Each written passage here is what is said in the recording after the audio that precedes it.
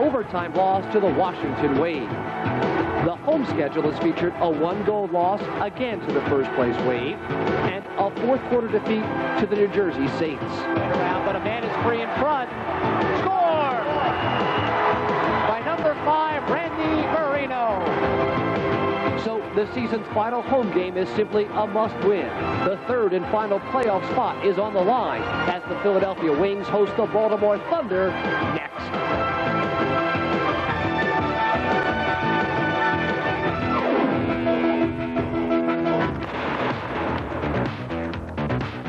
Prism Sports presents the Major Indoor Lacrosse League. Brought to you by Coors Light, the right beer now. US Air, fly the USA on US Air. SGX, the official equipment supplier. And the Philadelphia Airport Hilton Hotel, the official headquarters of the Philadelphia Wings. Now from the Spectrum, the Wings host the Baltimore Thunder.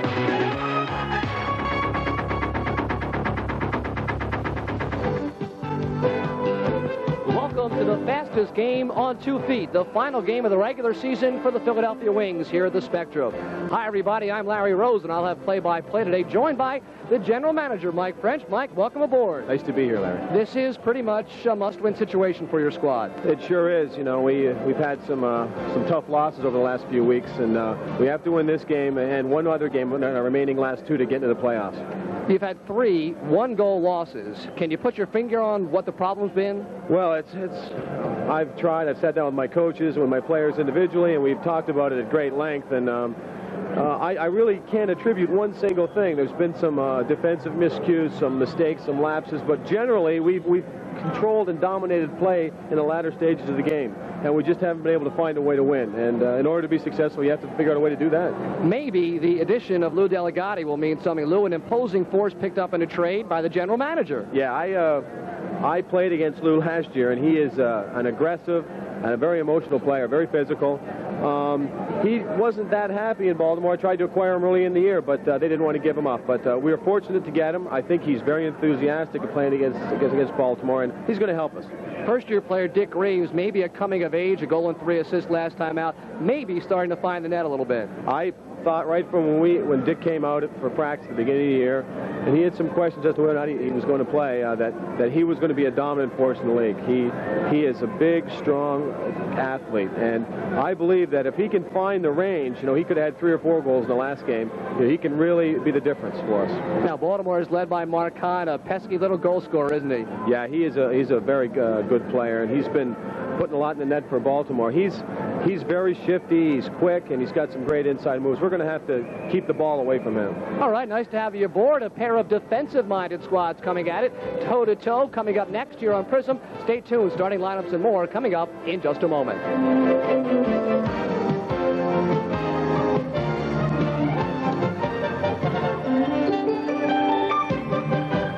As noted, we're joined by the general manager, Mike French, today. And, Michael, again, a must-win situation. What was the general atmosphere with the squad pregame? Well, I was down there for about 20 minutes when they first arrived, and I think everybody's really ready. They don't seem to be a whole lot different from what we were in our last game, which we lost, as you know, in overtime.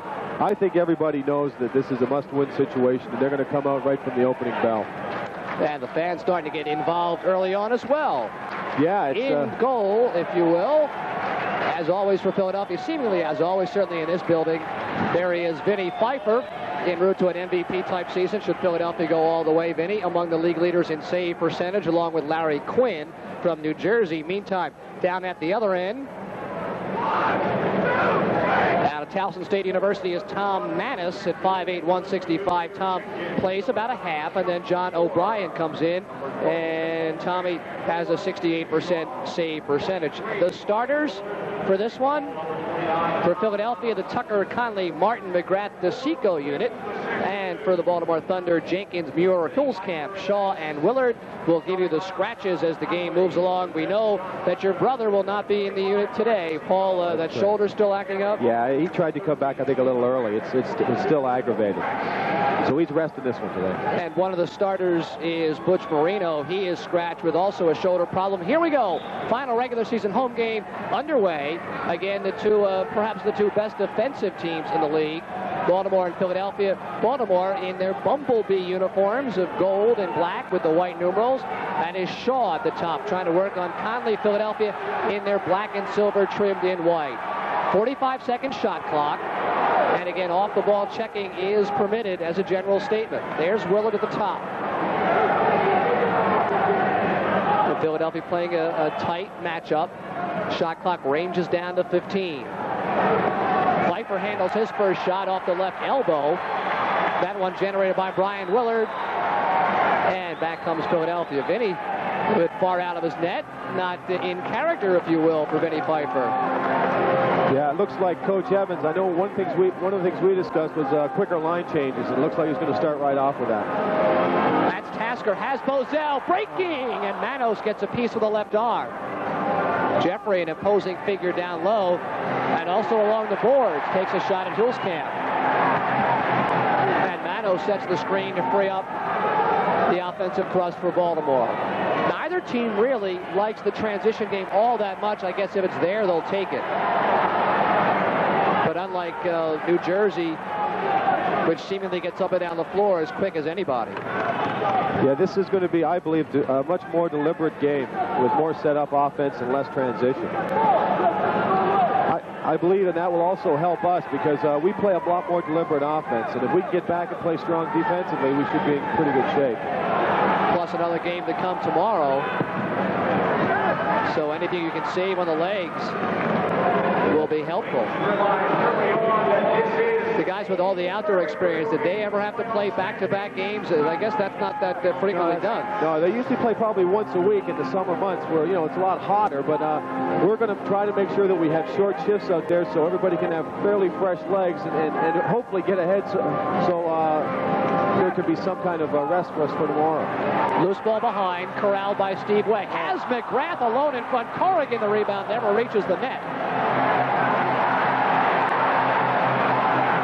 And the loose one picked up by Fay.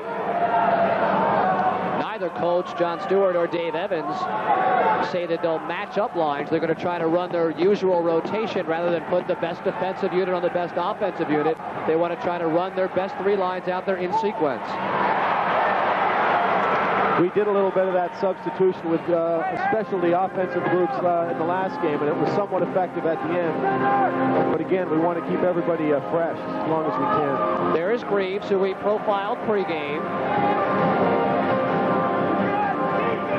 And it's Gary Martin running off the top. And again, it is a walk it up, kind of deliberate pace. Greaves fans. Corrigan. Across the crease, pass in front, and Gary Martin just robbed. Gary ran right in the crease, and I don't think you saw where the crease was. Again, the crease has been expanded from 6 feet to 9 feet, and Gary got away with a crease violation. Now the one-on-one move at the other end by Kelly, handled by Pfeiffer. Good shooting spot, and again, Gary Martin, the block, never reaches the net on Mark Hahn. And you'll meet Vinny Pfeiffer at halftime. He's not anywhere near as large as he looks in all those pads.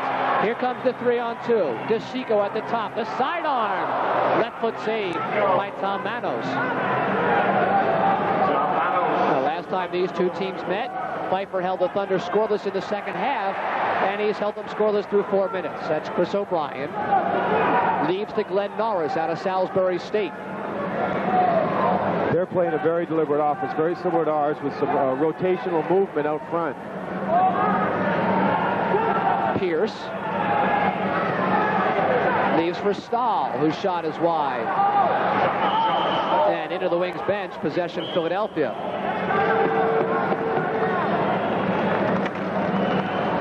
Again, Philadelphia, the league's low goal total in the first quarter, only 14. Baltimore has come out strongly. They have 26 first period goals. And Lou Delegati making his Spectrum debut. As a Philadelphia wing, anyway. And Lou has some good quickness for a big man. There's Lehman, the leading goal scorer for Philadelphia, third in the league. And doing it alone in the 5-hole, handled by Manos. And Lehman has already more than doubled his output from a year ago. Pat is a classic overachiever. we expected him to do a lot more with loose balls and help out defensively and play a smart game, but we never expected him to contribute as much offensively as he has. It's a pleasant surprise. And he's 14 goals scored in only 51 shots, so his shooting percentage also very good. Still, the feeling out process continues. 5+ minutes through. That is Shaw. Baltimore likes to trigger most of their offense from the top, whereas many other squads like to go to the X spot behind the goal. Willard, shot clock is at 1, and that'll be a 45-second violation. Good defense, Philadelphia. It looks like we're keeping them on in the outer areas in the offensive zone. If the Wings continue to do that, I think we'll be okay. And here's Tucker, 4 goals, 5 assists. Shot taken by Tasker. And Danko and Manos go head-to-head. Possession, Baltimore. Again, the Thunder are 2-4. Philadelphia 1-4 in the race for 3rd place. And only the top 3 will make the playoffs. Philadelphia coming off that heartbreaking loss in overtime at Washington. 3 goals by Lehman, 2 by Delegati. But Scotty Evander scored the game winner in overtime. John Fay for Baltimore with the ball there. He's a key player for them. He's a great outside shooter. Switched hands very well to go left-handed for the short hopper that Pfeiffer handled. And the ability to change hands, very important in the indoor game. There's Tucker off the right leg.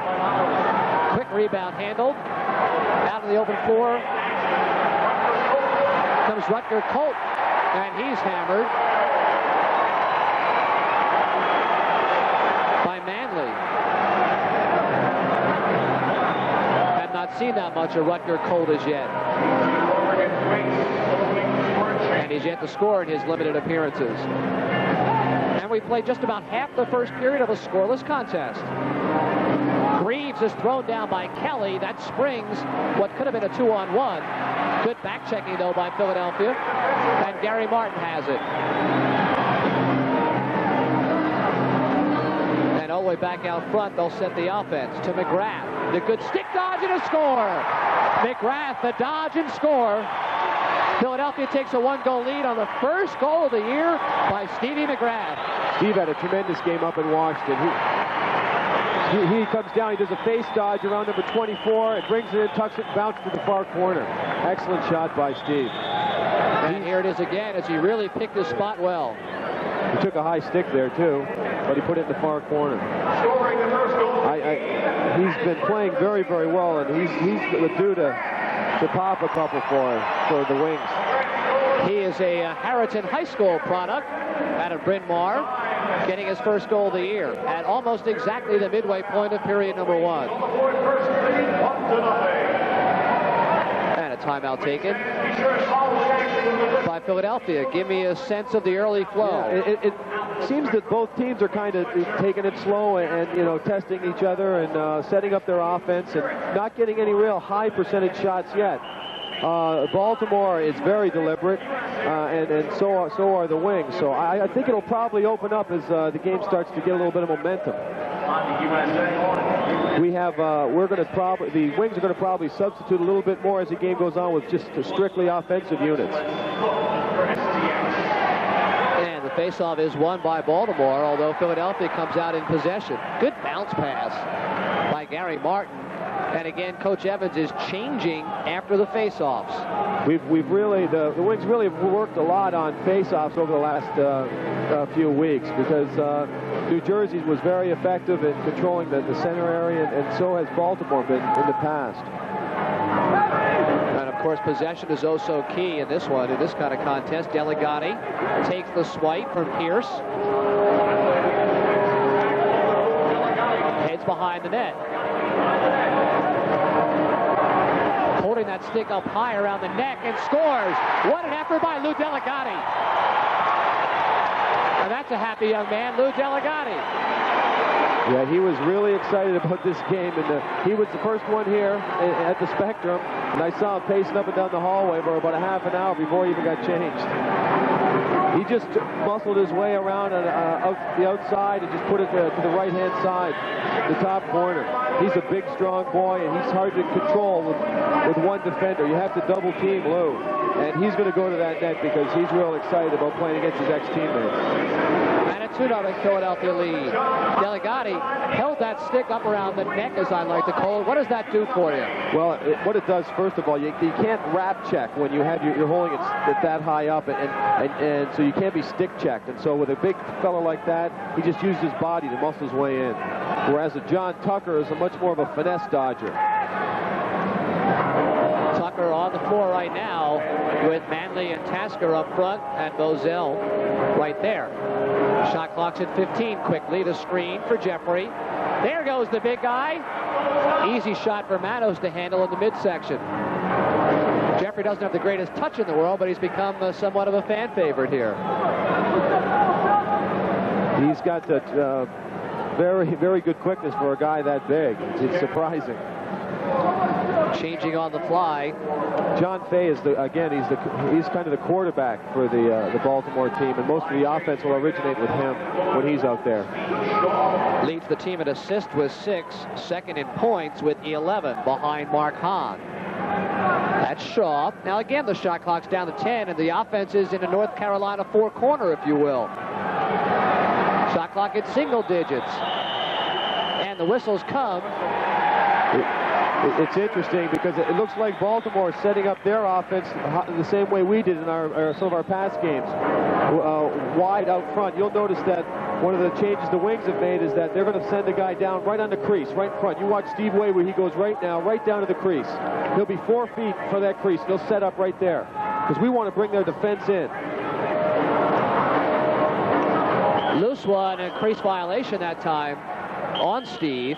The strategy being that he can set screens or create some traffic. He can set screens. He can keep the defense compacted, and they can run picks off him. And it's worked for us so far. Jenkins working one-on-one with McGrath, and that one's off the back. And there's Vinny Pfeiffer. Vinny must love seeing Baltimore come to town. About 45 minutes of game action against Baltimore without a goal for Vinny Pfeiffer. There should be a designated crease man on each line. On this line, it's I believe it's DeSico or Martin. See, the picks they're sent down at the bottom. Conley shows great quickness, but can't generate very much with it. There's Delegati. Cross to Gary Martin. Shot clock back to single digits. So we see a deliberate pace, and Martin goes wide. Rebound is loose. And kind of a pregnant pause as Lou Delegati picks it up. Shot clock reset. Conley seemingly scores on one of those once a game from just around that same spot, the side armor, that Manos handles. J.C. Conley got a few bumps from our last game in Washington. He was a little stiff this week. He told me before the game that he's ready to play, but I know he's got a couple bumps and bruises from last week. Second in the squad in goals with 8. Second in the squad in points with 12. And among the better face-off men in the league. Coming around the back, Pfeiffer really tested for the first time by Smith off that move around the back. And the crowd reacts to the McGeaney check on Jeff Peak. And here's Philadelphia. They had a possible 2-on-2, but McGeaney would rather reset the floor. McGeaney's playing just out on the defensive, and he's coming off and playing on offense. And in the final 3 minutes now of period number 1, there is Manley at the top.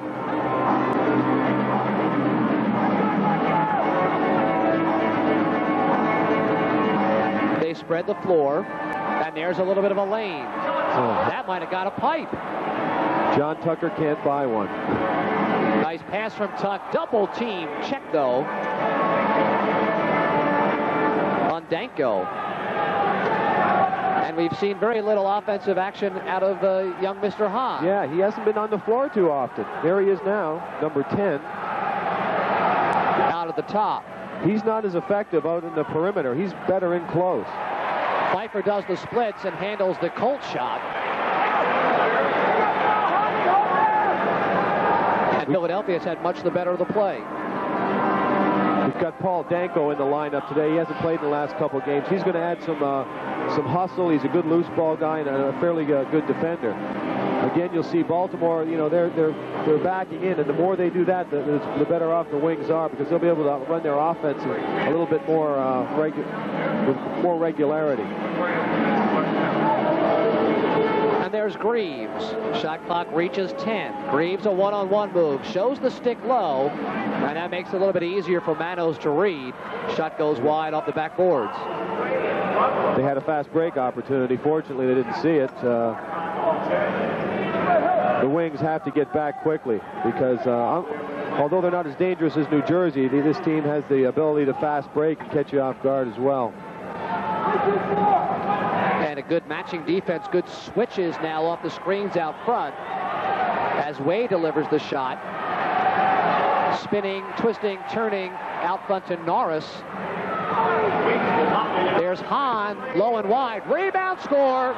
Pierce off the backboards. Had a wide open net as Pfeiffer had to turn over his right shoulder to find the ball. And at the 13:57 mark, Baltimore is on the scoreboard. I think Vinny lost sight of the rebound. It came off the boards, and he just lost sight of the rebound off the boards, and they were very alert in front of the net, picked up the rebound and scored. That's one of the benefits of having a guy standing in the crease area.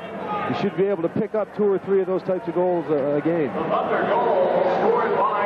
And the goal's given to Pierce, his 4th. Unassisted? That's off Mark Hahn. Yeah, that was... We'll give Mark Hahn the assist in our book. I think Mark deserves one. And it's 2-1. So finally, Baltimore solves Vinny Pfeiffer, at least for the moment. Loose in the neutral zone. 2-on-1 develops. Pierce with Hahn. Tucker breaks it up. DeSico back checks. And nothing comes of that thrust. That could have been dangerous. There's Hahn. Tries the long hop.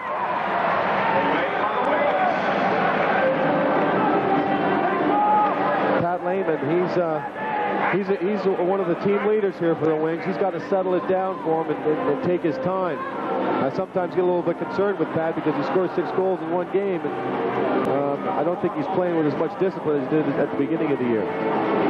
When you light that lamp, it turns your head a little bit, doesn't it? As you well know. Sure does. Period down to its final 10 seconds. Delegati may want to go. Again, he's got the stick up high. And he is just flat out tackled.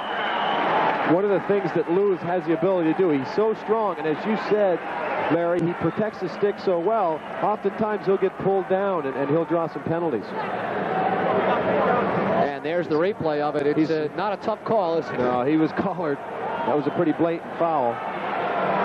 Delgatti also is a crease man on the left side. He's a left-hand shooter, and he'll be helpful on the Wings man-up team. And the penalty belongs to Mark Hahn, only his second penalty, no, his 3rd penalty of the season. And for the final 4 seconds, Philadelphia one last thrust. And Coach Evans would like Tasker to put it in play. They're playing a box defense with... They did get a shot out of it, though. Did get a shot. Dickie Greaves from a good spot. So Philadelphia's come out in good defensive posture, and they lead the Baltimore Thunder by the score of 2-1 after 1 period of play from the Spectrum.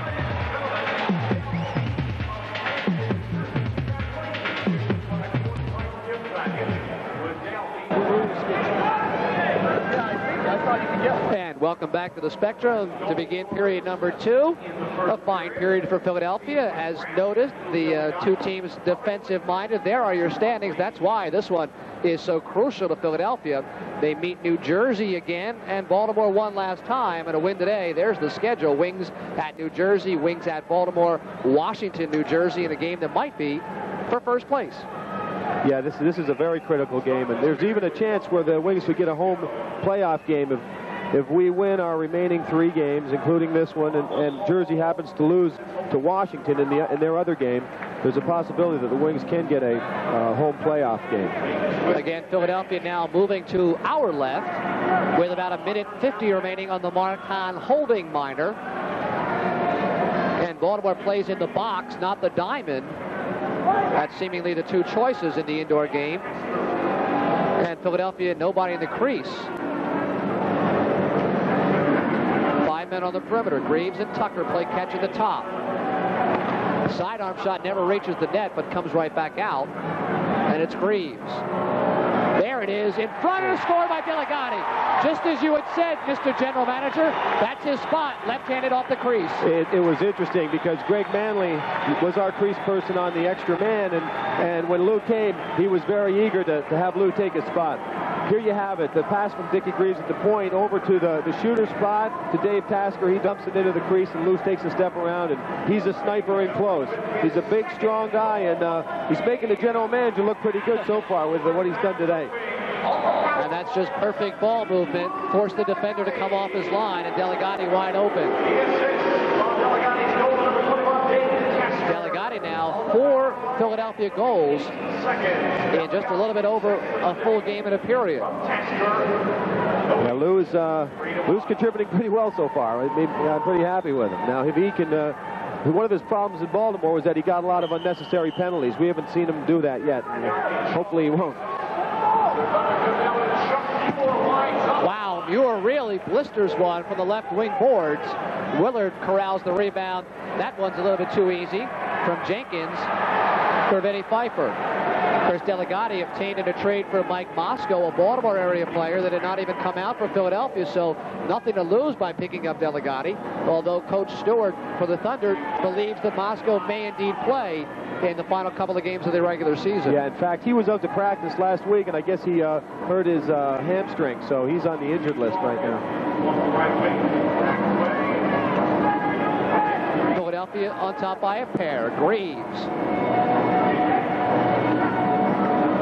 drops it back out front, where Corrigan cannot command. And back comes Baltimore, taking some serious punishment is Chuck Muir out of Baltimore. Is there more familiarity among the Baltimore players than perhaps among Philadelphia because of everyone being from the area? Yeah, I think there is. I think it's even more so with the New Jersey people. A lot of these kids have played together, you know, in high school and college and in club lacrosse. I believe that our teams just start to come together. We have half from Philly and half from the Baltimore-Washington area. And, you know, we're just starting to get to know each other, and I think that was evident in our last game. And hopefully, you know, last year Baltimore finished in the final playoff spot and won it. We're hoping that we can do the same this year. There is Lou Delegati searching for the hat trick already with Conley and DeSico on the perimeter. And now it's Tony Resch, that one-time defensive back in the Ivy League, playing the role in the crease. There's Resch just across the short side and wide. Philadelphia handling the rebounds, though. And Manos comes up with it. Always amazes me the pinpoint precision of the goaltending passes with that huge basket. Yeah, it's the two goalies in today's game, and they'll have another goalie in the second half. The Wings will probably go the whole way with Vinny Pfeiffer. They're more stay-at-home goalies. The goaltenders at Washington, Beardmore and Quinn at New Jersey are much more momentum, move out of the net, fast break type goalies. Philadelphia staying disciplined on the defensive side. There's the score just as I say that. Stahl breaks away and puts it in. John Stahl out of North Carolina. A little defensive breakdown there. There it is. He put it right down between Vinny's legs, I believe. I think he used his picks in front. Actually, he got 3 screens. 3 screens, and that's a good shot. I think we're right between Vinny's legs. That hasn't been a problem. Most of our guys have fought off picks and have been fairly strong in terms of keeping people in the perimeter, but he penetrated that time and made a good shot. Are they expected to fight through the screen or rotate off the weak? The player, Dave has them generally trying to fight through the screens and switching as a last resort. And no switch on that final screen. They switched on the first 1 or 2. The third screen freed up Stahl for goal number 7. It is a 1-goal contest. The over-the-shoulder pass leaves wide open for a crunching check. And Philadelphia picking up the tempo. That was Mark Pierce that got drilled and comes slowly to the Thunder bench, counting his teeth. Everybody on the Thunder bench is standing except Pierce, who's sitting on the end with his head hunched over, getting some attention from the trainer. Might have been a shoulder problem. His helmet is already off. So that would be a tough loss. Mark Pierce out of Bucknell University. Meanwhile, Gary Martin's shot is wide. And you can't score if the shot's not on goal.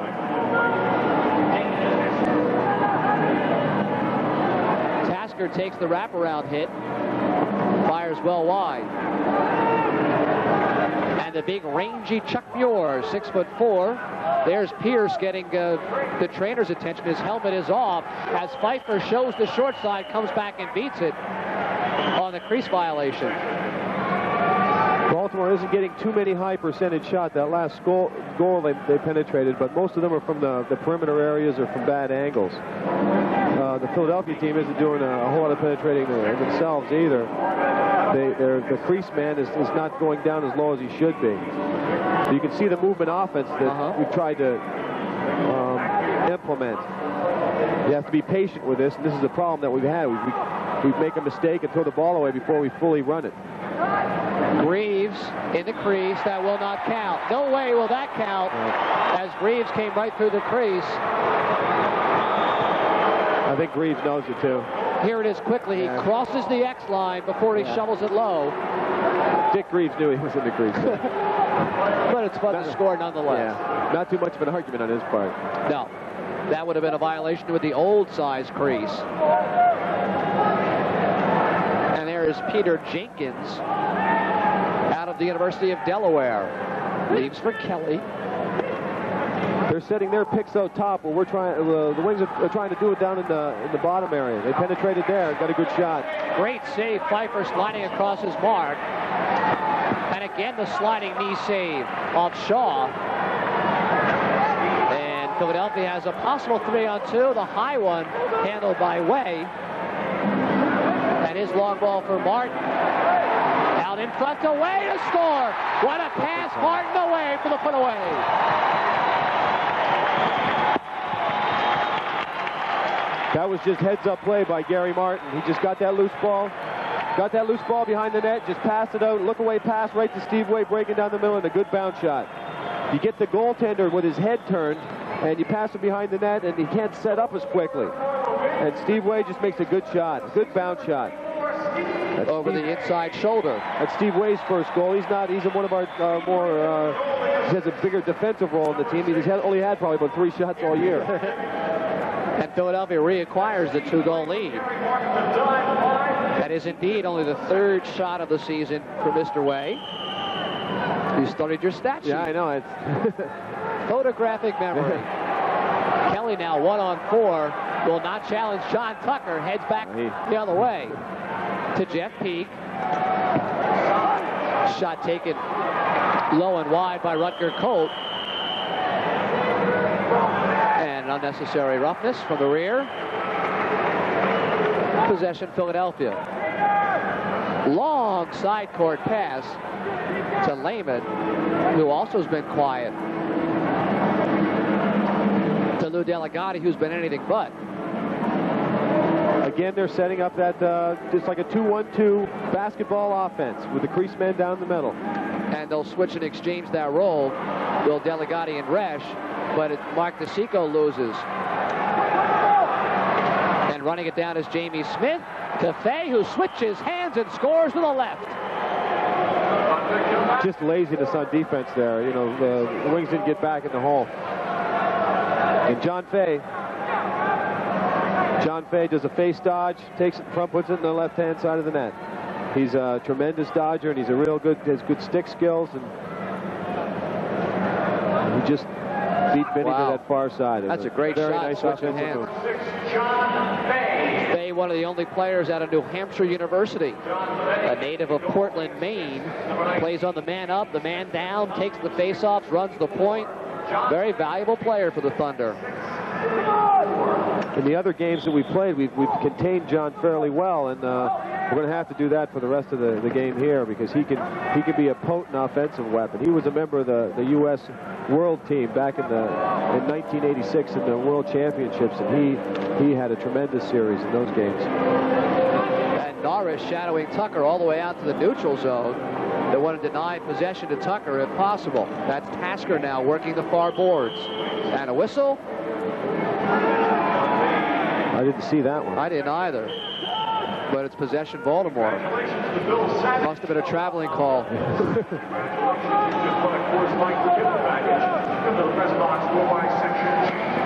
Pfeiffer handles that on the one-on-one move from Norris.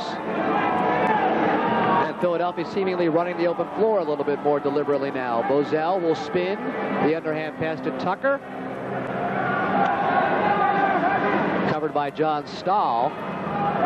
It looks like Jon Stewart and the Baltimore Thunder paying a lot of attention to John Tucker all over the floor. Tasker's weak shot is well wide. Behind now, Danko has Tucker. Goes out front to Bozell. Shot clock down to single digits. There's Jeffrey, 6'2", 230. Good quick fake by Bozell, but he stripped from the rear. Yeah, that looked like a slash to me, Larry. I think we got away with one there. And a fresh 45. And the leave is for Gary Martin as Coach Evans changes on the go. There's Gary. To Steve Way, who finally lit the lamp. Reeves now in the corner, loses, double team, out comes Baltimore. And they'll use Manos. Manos probably in his final 6 minutes of action as John O'Brien, likely to play half number 2. O'Brien had a very good game for the Thunder against New Jersey when they upset New Jersey. I think it was 16-15 2 weeks ago. Named the MVP with 28 second-half saves was O'Brien. Again, the big spread on the offense and the high screen. Philadelphia playing good, fundamentally sound defense. McGrath has a stride. Here he goes, just wide. And I don't know if Manos got a piece. I assume he did. I think he got it. It was on the short side. That one almost trickles through off Greaves' stick. And the first real transition offense shown by Philadelphia. McGrath with a good speed out of Bryn Mawr, Pennsylvania. Uh-oh. Pfeiffer took away the long side, but that was a little bit too easy for Willard coming in with two Gary steps. Martin let his man get away from him, and you can't do that.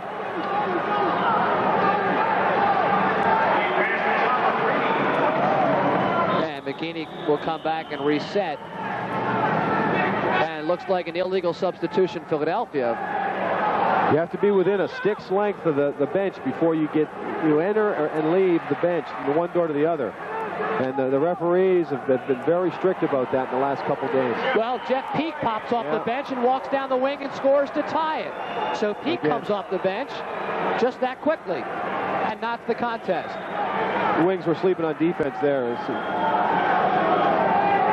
He sneaks out of the bench, gets a cross-court pass, puts it in the top corner on the far side. I think Vinny anticipated him going for the short side, and he went over his left-hand shoulder.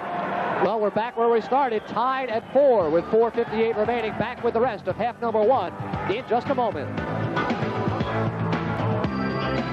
There's Vinny Pfeiffer back in his goal, enjoying a little, joining in on the wave, if you will, a little bit. There's Jeff Peak, had his 4th goal out of Towson State University.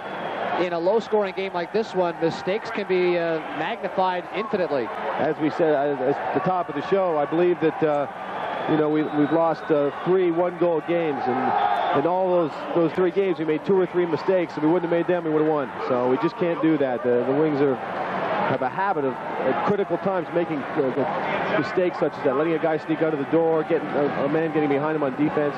Just can't make those mistakes. A lot of that's got to do with playing with each other and being familiar with your teammates. And I believe at this point in the season, the Wings should be, familiar with each other, so they should know where everybody is on the floor. There's J.C. Conley, the face-off expert. Shot clock at 17, uses a Delegati screen, but the shot is weak and wide. Delegati corrals the rebound, but the clock is still moving down to single digits. There it is for Delegati. Score! Lou Delegati, the hat trick in the first half. Now, when you mentioned that, him holding that stick, I've been watching, Larry. That was a very good point that you made earlier, and it seems to be working for them because he just can't be controlled on a one-on-one situation. Again, Lou just, the wrap check. Wow. He's a big, strong kid. He fights it off and goes in, takes a good low shot through a screen. I don't believe the goaltender saw this one. Frankie Kelly did everything but pull him down to the ground, and Louis still kept moving. And Lou takes a good shot there at screen, and even if, Lou could have very easily drawn a penalty on that. If Frank Kelly would have pulled him down, the Wings would have had a man-up situation. So he's been very effective so far. There's the painter's caps with the hat trick. Well, that's the danger of a promotional item. That's okay. Well, the Wings don't mind having them thrown out there as long as everybody's getting a hat trick. It's okay. And Lou will put those in his collection. Philadelphia again retaking the lead. There's one of the Philadelphia Wings hats. Kind of an interesting looking crowd from up here to look down and see everybody in the stands wearing that white cap, save those that have now donated them to Lou Delegati.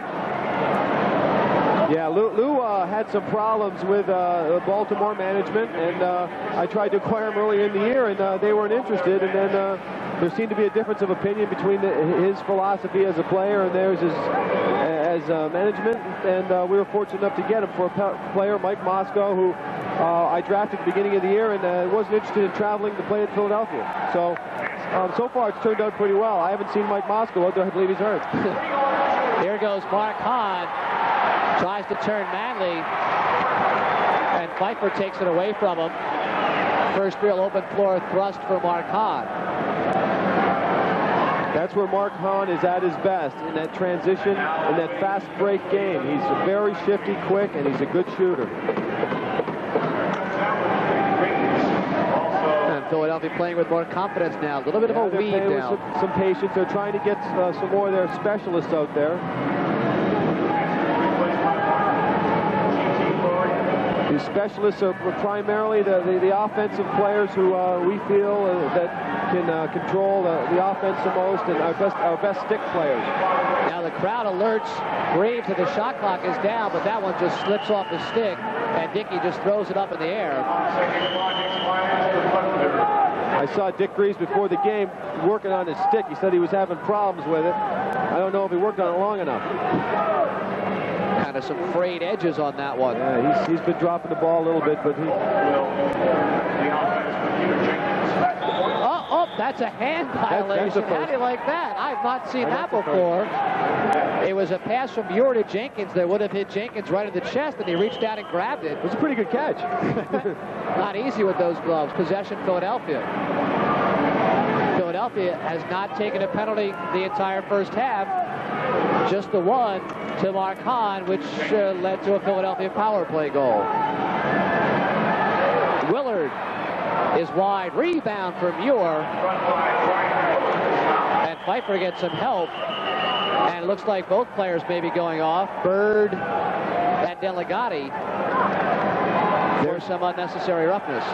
The referees are trying to keep a firm hold on this game right from the outset. Last game in Washington was very physical. There was some fights. It was a rough game. And I don't think they want to see that happen again. Well, that's an advantage really for Baltimore because Bird is a utility player and Delegati's already got 3 on the scoreboard. So for the final 2:04, 2 minutes of that 2:04, they'll still play even strength on the floor. But the coincidental minors certainly favor Baltimore in terms of personnel. At least he went off with somebody.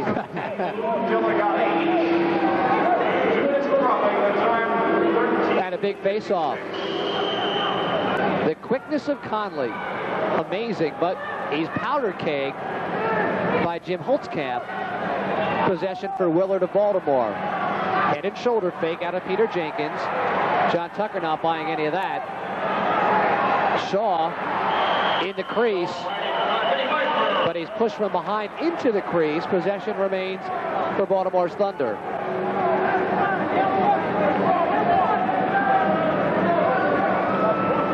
Again, on defense, I think both teams have to be conscious of backing each other up. Getting in isolation situations, one-on-one situations with no backup.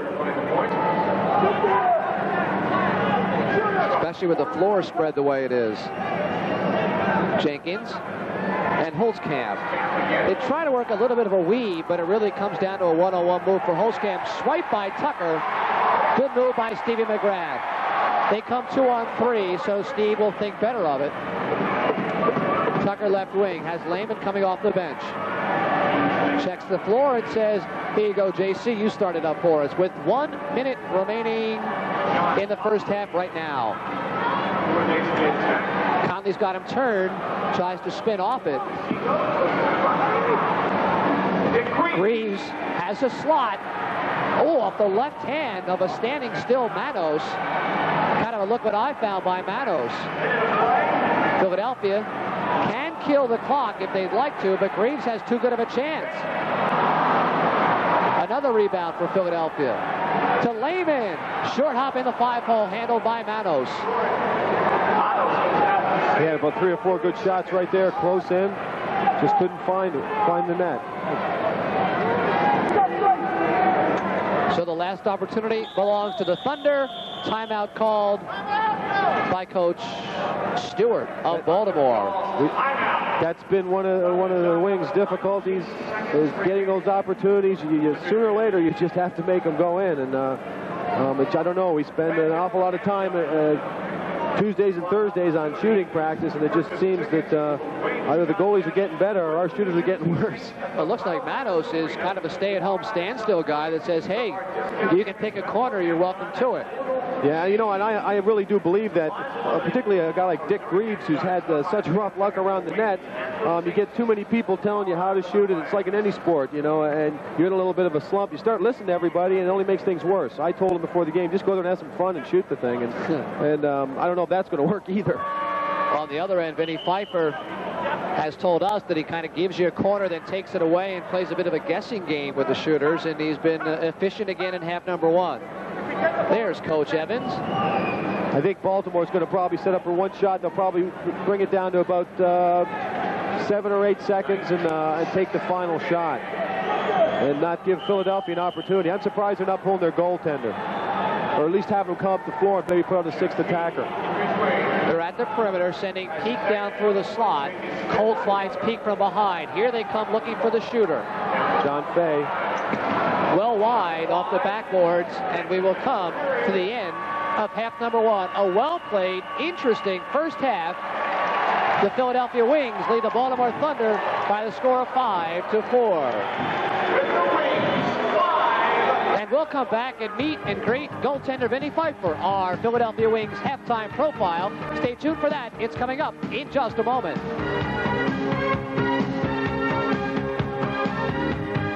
We're at halftime. Philadelphia facing Baltimore.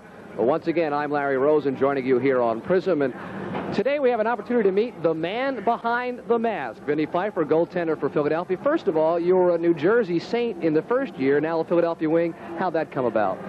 Well, you can't really let the tail wag the dog. I'm not going to retire on the salary of a pro lacrosse player, so I had to pursue my other interests, which were my master's degree at Loyola College in Baltimore. That put me into the draft, which then, being selected as the #1 pick for Philly, I ended up here in the Spectrum, and I enjoy it very much. Yeah, I was going to ask you, what's it like playing in front of 13,000, 14,000 here?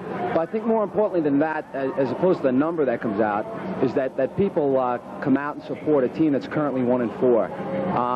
You get a lot of people in the world of sports that'll go with the flow, go with the winner. But when you get a group that supports the team no matter what, you just have to love the Philadelphia fans. In addition to your student duties, you're doing some coaching down at Loyola, correct? Yeah, I'm one of the assistant lacrosse coaches at In a field that I enjoy. I mean, I've been a lacrosse player from Long Island, and it's just been my whole life. You know, so to coach it comes as a second nature. I coach at Loyola. You know. Talk about your goaltending style, if you will, a little bit. There are various styles among the indoor and I'm sure among outdoor goalkeeper. How would you describe your own? Well, I think there's two types of goaltenders. There's your position goaltender, and then there's your reflex goaltender. You can kind of evolve that to a combination of the styles where you'll play position on certain shooters in a sense that you bait them and then take away what you've given them. When they become wise to your style, you then go on and you bait them, and then you don't take it away. And so it's not a matter of guesswork as much as it is a conscious effort on the part of the goaltender to dictate what he wants the shooter to do, as opposed to what most people think, where the shooter always has the upper hand. Against Baltimore, you went something like 48 minutes, only allowing one goal, and then the whole second half was scoreless. I asked you pre-tape about whether or not you ever think about a shutout, which would seem almost impossible in this league, but it kind of runs through your mind, I'm sure. I think your finest goaltenders will freely admit that it's an entire team effort. It's a defensive effort. It's a team game, so there's no way a goalie can have a 48-minute shutout. A defense had a 48-minute shutout. Give me a sense of the fans that have never played the game, what it's like, 120-mile-an-hour ball coming at you. Is it painful? Is it rugged? What's it like when you're the last line of defense? Well, the lore of the game of lacrosse for me was goaltending, and it always has been. I think that's where the most action is. As a competitor, I just feel that I can make a big contribution in the net, and you know, lacrosse and goaltending, as far as I'm concerned, that's where the heat of the action is, and I think that's true through a lot of sports. So if that's what where the enjoyment lies for you, as it does for me, and most goalies out there, the younger goalies that are up and coming, they can relate to what I just said. Vinny Pfeiffer certainly putting MVP numbers on the board for Philadelphia. Thanks for coming up and joining us at halftime. Thank you. We'll come back with first half highlights, analysis, and a look at second half action in a moment. Stay with us, everybody.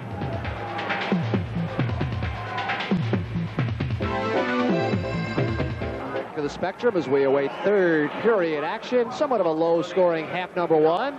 Vinny Pfeiffer had that long streak, scoreless streak of minutes against Baltimore, finally ended by Mark Pierce in this one after Philadelphia got on top. And Mr. French, here's Mr. Pierce. Yeah, this is that rebound goal. Vinny just lost sight of it behind the net, and there's nothing much you can do about that. The guy was Johnny on the spot in front of the net, picked up the rebound and put it in the open net. Steve McGrath scored the game's first goal. Lou Delegati made it 2-0, then the Pierce goal. Meantime, Delegati completed a hat trick in the second period. Here it is. Once again, Lou's strength. He just can't be stopped. He protects his stick, and he took the screenshot low. And your second period scoring summary. Delegati with a pair of goals. Philadelphia on top 5-4 as we begin the third period.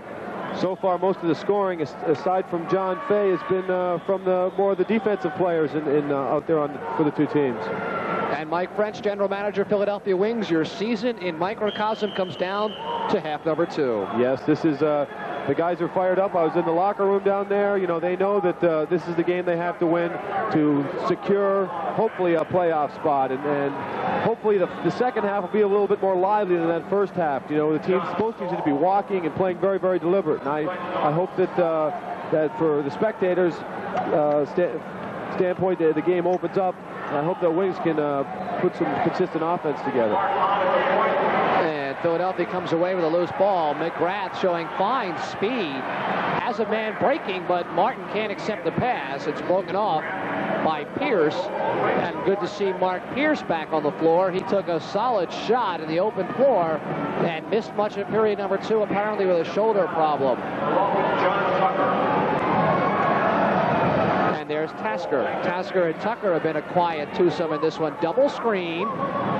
And Danko can't command it coming off that screen. It's run down by Tasker. Shot clock still at 15. Tasker from the top. It's wide. And, of course, that is on John O'Brien, the second-half goaltender. Chris O'Brien comes back the other way, and Pfeiffer beats him off the right elbow. Long outlet for Tucker, and Tucker's got a trailer. Look how he takes the middle, sets up Tasker. There it is for Tasker. Has a man off the crease, and Danko is beaten by O'Brien, but Tucker, like a great point guard in basketball, really set the floor up perfectly. Yeah, John Tucker, very smart play on his part. G.T. Corrigan just off the near side post. And Rutger Colt the long outlet. Both teams still not getting high percentage shots. Relying on, angle shots, longer shots. Jenkins throws a punch at McGeaney to ward him off. And I think McGeaney was somewhat shocked by that. Didn't look like it hurt him or anything, but really, where'd that come from? That was a little odd. Larry Holmes should have a left jab like that. There's Dick Reeves working to his left. Veers to the corner. Now will come behind.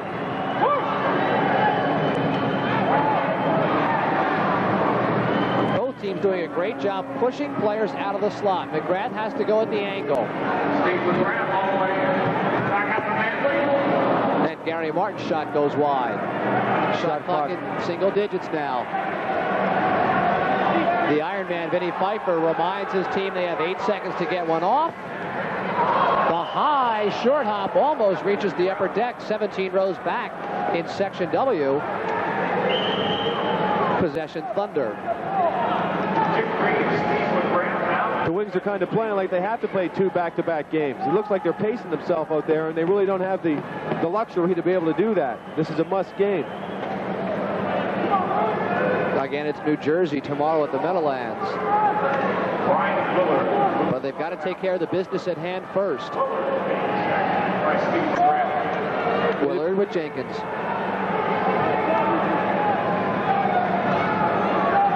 To Fay, back to Jenkins. Good shot on him by Gary Martin as the shot clock is at 5. They're fighting off the picks well. And that shot never reaches the net. And the shot clock finally recycles. But Vinny Pfeiffer makes all that null and void. It'd be nice for Vinny to get a little cushion here. In the last Baltimore game, they got up by 3 goals, and but they made a run to get back in the game, and the Wings increased the margin to 5, and it was a little bit more comfortable out there. Not only for the players, but also for the general manager. Delegati's been most of the offense. They score! Delegati, the passer. Once again, that is the circulation offense, and that's exactly how it should be played.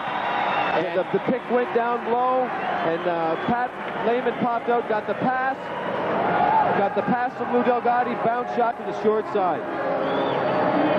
I talked to Pat at halftime, and I said, Pat, be patient. And comes straight over the top with that shot. Good bounce shot. In box lacrosse, the bounce shot is your most efficient shot because most of your goaltenders fill up the net, the top half of the net, more so than the bottom half. And for Lehman, that is goal number 15, tied now with Mark Hahn for second in the league. Delegati gets the assist, so Delegati has points on 4 of the 6 Philadelphia goals.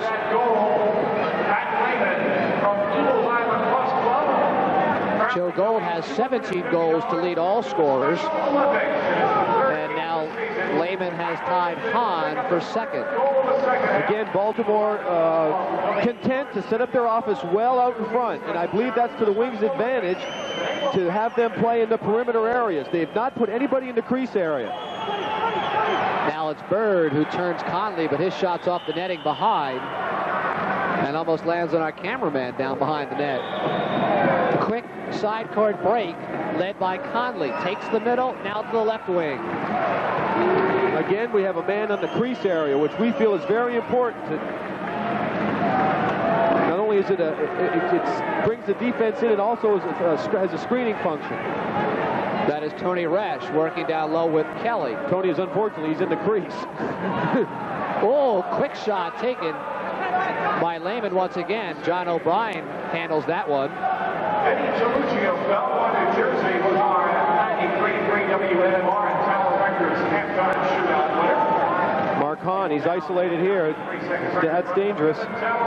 Good check by Tony Resch. Tony Resch, a physical big, strong player. Kid. Kind of ran right on through Mr. Hahn. Resch. listed at 6'3", 205. Tony Resch, a football player from Yale. Jeff Bozell as well, played at Loyola. Big, strong, tough kids. They set up a triple stack. Bozell, the screen, and score. But Dave Tasker finally put one in. He's been having tough luck around the goal. Good, strong, left-handed shot. Here it is, good, strong, left-handed shot. He faked it once. In fact, it was deflected in front by, I think, one of Baltimore's players. Changed direction on O'Brien. Yeah, I think it hit number 14 coming across the crease from Baltimore. That would be John Stahl. These are the type of things that haven't been going the Wings' way so far this year. They haven't been getting these bounces. And Dave Tasker, a former player in the original league back in the mid-70s, gets his 4th goal of this season. He is the senior citizen, now that you're sitting up here. Yeah. Yeah, Dave's a Canadian also. He comes from Vancouver, where Dave Evans is from, and he's got 4 brothers that play lacrosse up there. All very, very good lacrosse players. And there it is for Conley. J.C. Conley, the put-away. And it's 8-4. That's an excellent play there. Great fast break.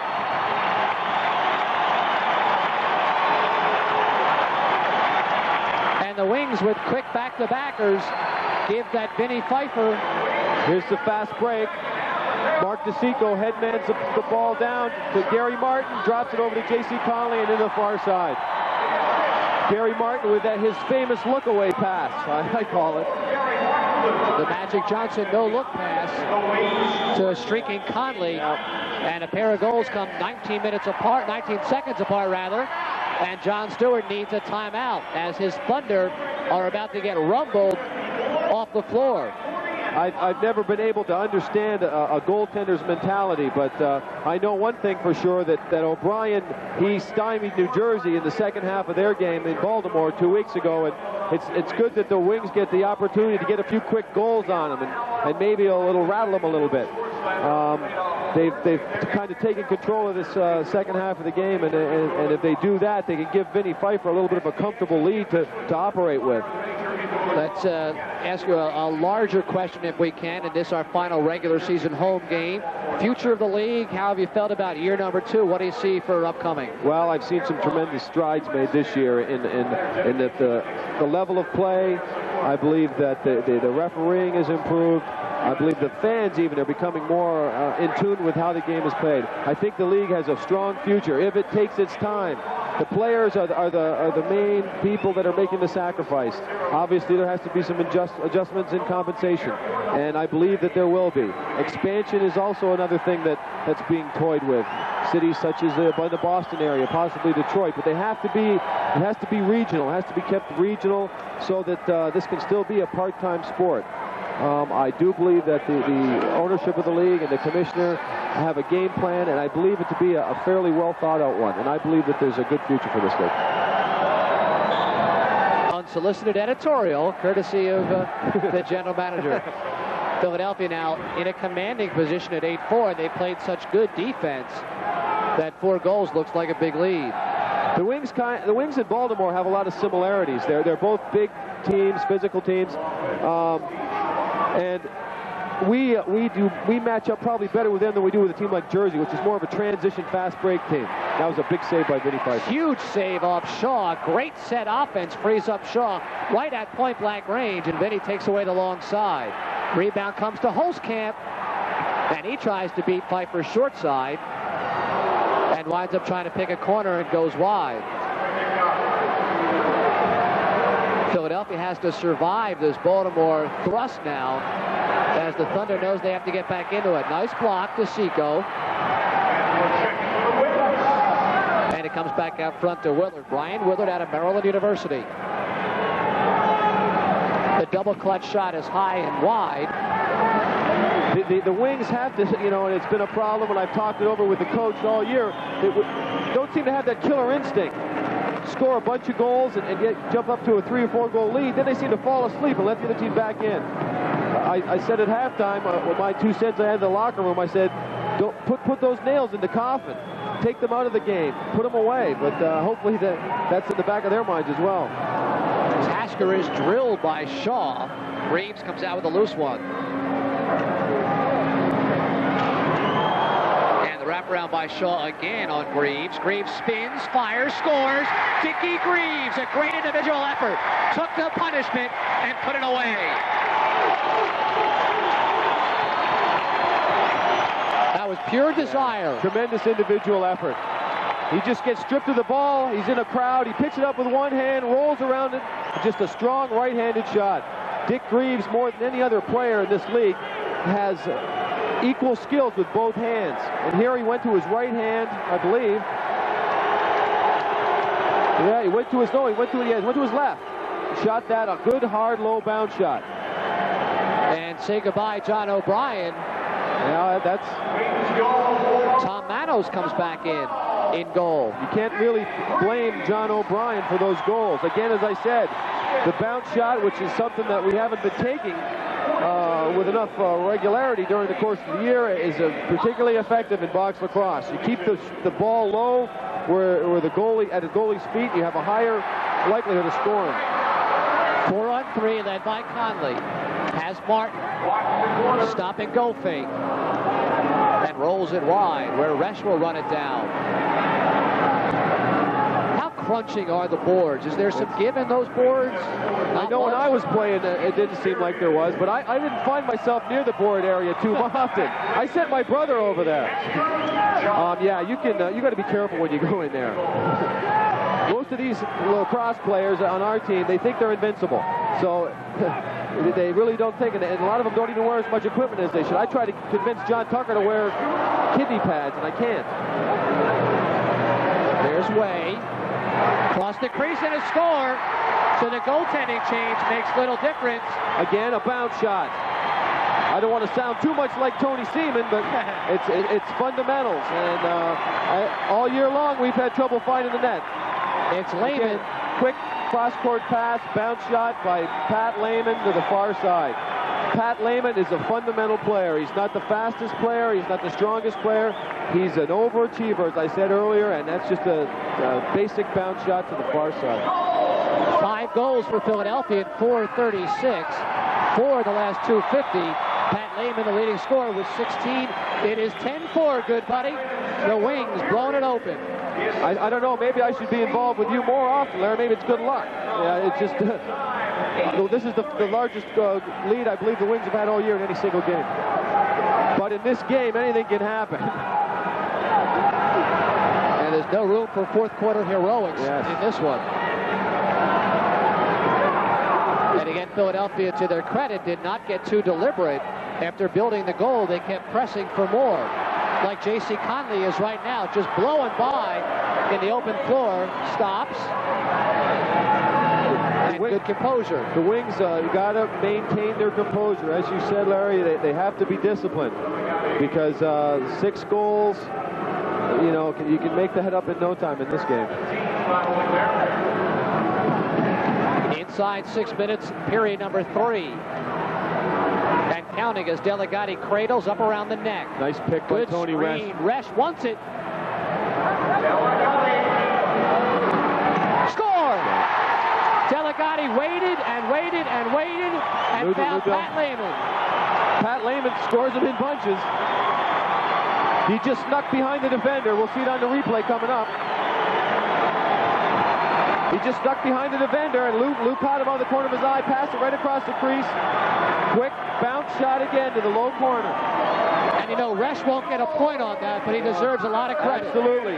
Tony Resch is, that's why he plays a lot. He's scored 1 goal all year, but he sets key picks, he gets key ground balls, and he was largely instrumental in that goal.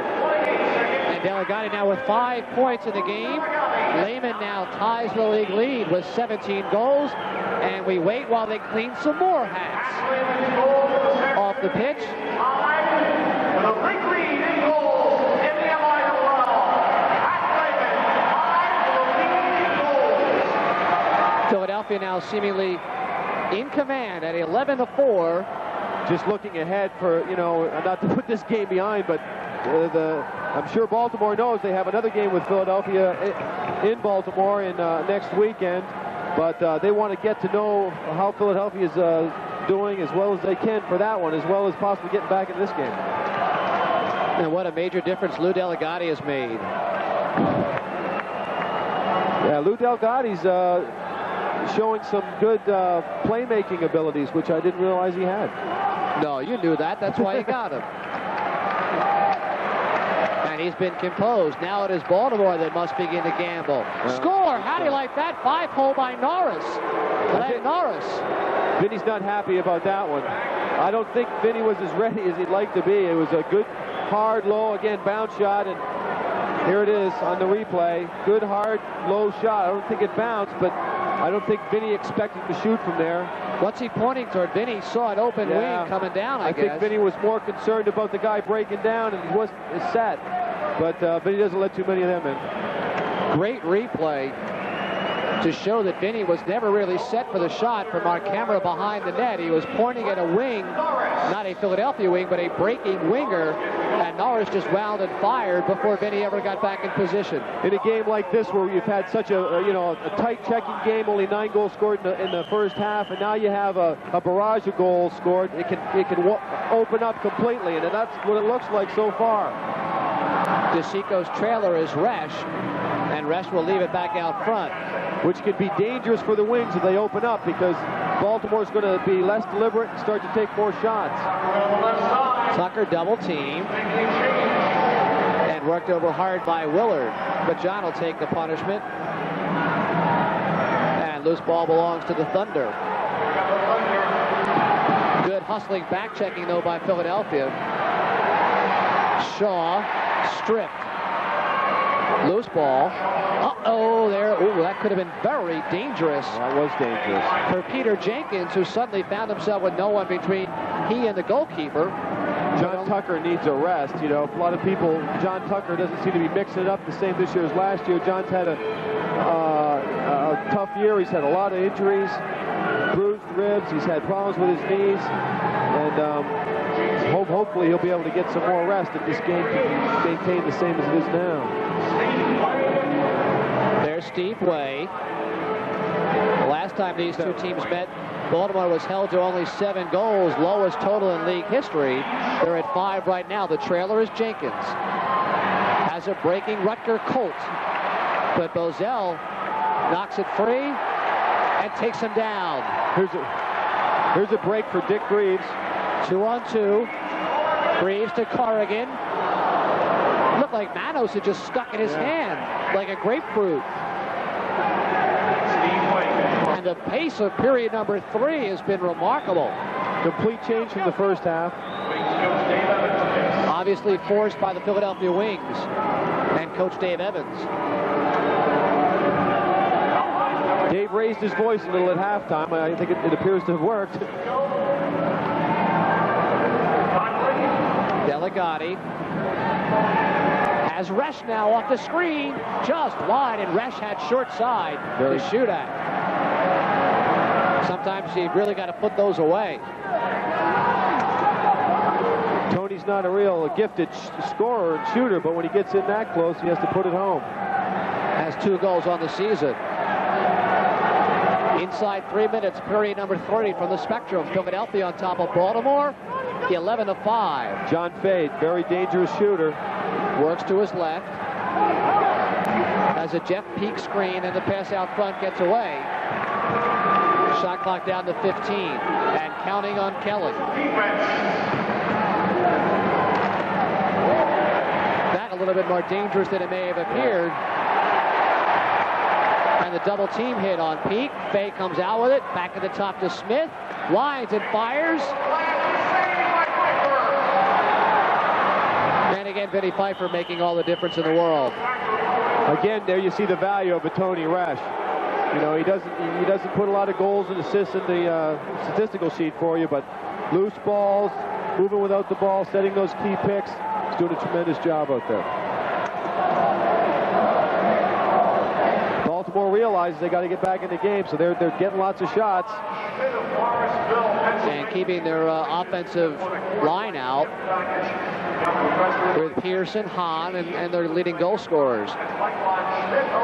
Inside 2 minutes now, period number 3. And that one is in the net. No red light, but yes, indeed, it is in the net off the top crossbar and maybe off the back of the leg of Pfeiffer. Yeah, I think it hit the crossbar, as you said, Larry, and went in off Vinny's leg. Here it is on the replay. There's a hard shot to the top, hits the pipe, and hit Vinny in the back, and then rolled back over the goal line. Vinny's not too happy about it. Looked like it got Vinny in the face, then the pipe, and then we'll have a great look at it from here. And it just sneaks over the line. And there's the frustration from Vinny Pfeiffer. So it's 11-6, a pair of back-to-backers from the Baltimore Thunder. John Stahl gets goal number 8. And now Baltimore has the shot advantage at 25-24. They've also controlled the last 3 or 4 face-offs. And the action down in front of the Baltimore bench. We have 3 Baltimore players, only 1 Wing player in on the play. And it looks like Stevie McGrath comes out with it. And O'Brien just kind of picks his pocket. Hahn is wide. And a dangerous rebound in front for Chris O'Brien. And again, Philadelphia has to concentrate on business. Vinny Pfeiffer, get back in your crease. Yes. Norris has a man and a score just that quickly. Quick pass out front. The game's opening up. It's getting a lot more physical out there. And Baltimore realizes their season's on the line as well. Mark Hahn gets the put away. There's on the replay. Quick pass across. Vinny got over there a little slower, and they put it in the weak side. Philadelphia calls a timeout. Philadelphia got caught doing some ball chasing. Again, I don't know. I think Vinny may still have a little frustration from that prior goal that went off the crossbar. 13 minutes, 15 This is there.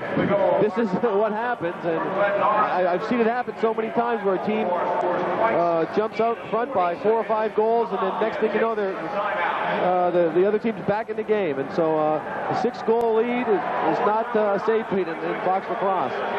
Philadelphia certainly did not get passive. They got a little bit too aggressive away from the ball and wound up leaving some shooters wide open. And also the referees are calling this one a little bit loose today. A lot of things have been let go.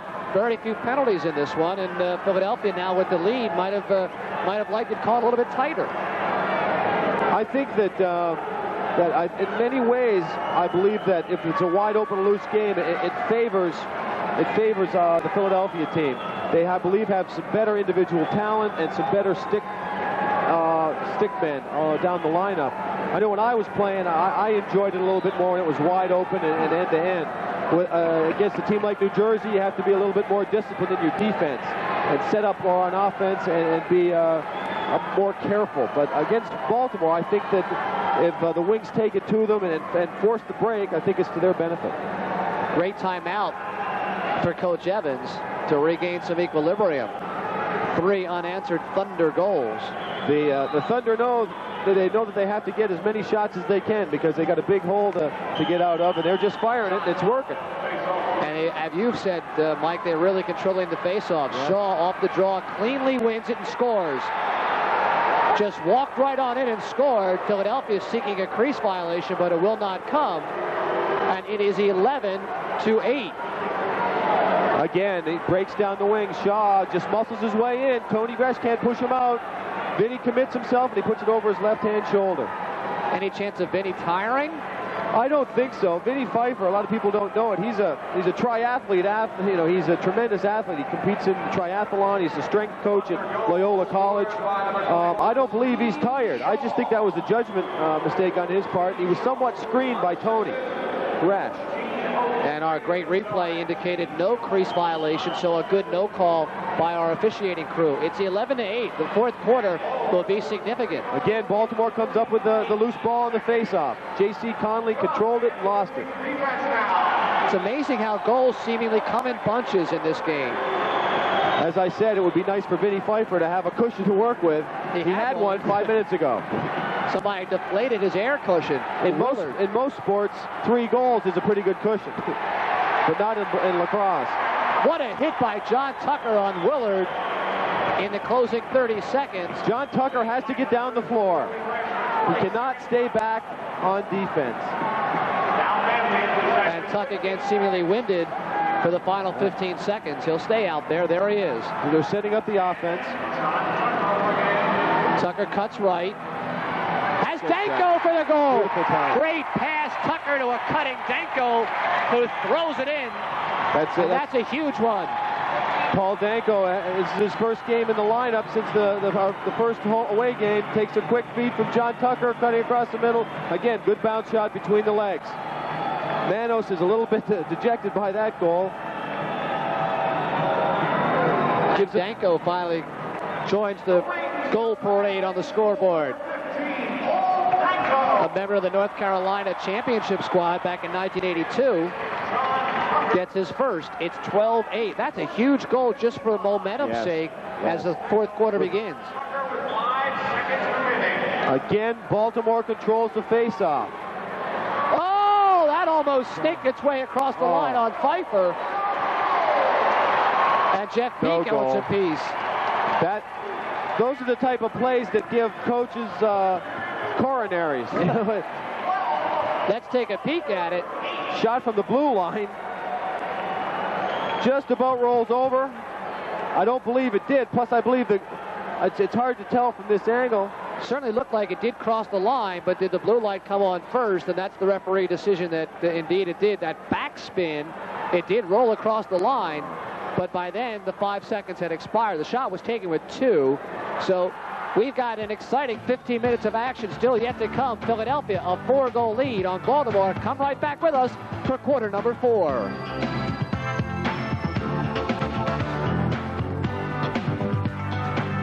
Came out of the locker room like a juggernaut, exploded for a huge lead, but Baltimore came right back. 11 goals in that third quarter, 7-4. Philadelphia outscored the Thunder. We're ready for the final 15 minutes of action. Yeah, they came out. The game opened up. A lot more unsettled situation and fast breaks. It got a little bit more physical, and I believe it's something that the fans like, and I believe that it's in Philadelphia's advantage if they continue that at that pace. And John Tucker now taking the draw. He needs help on the face-off. Ooh, Resch is slammed to the boards, but Tony takes the hit.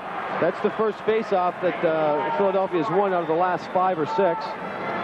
And it was taken by John Tucker.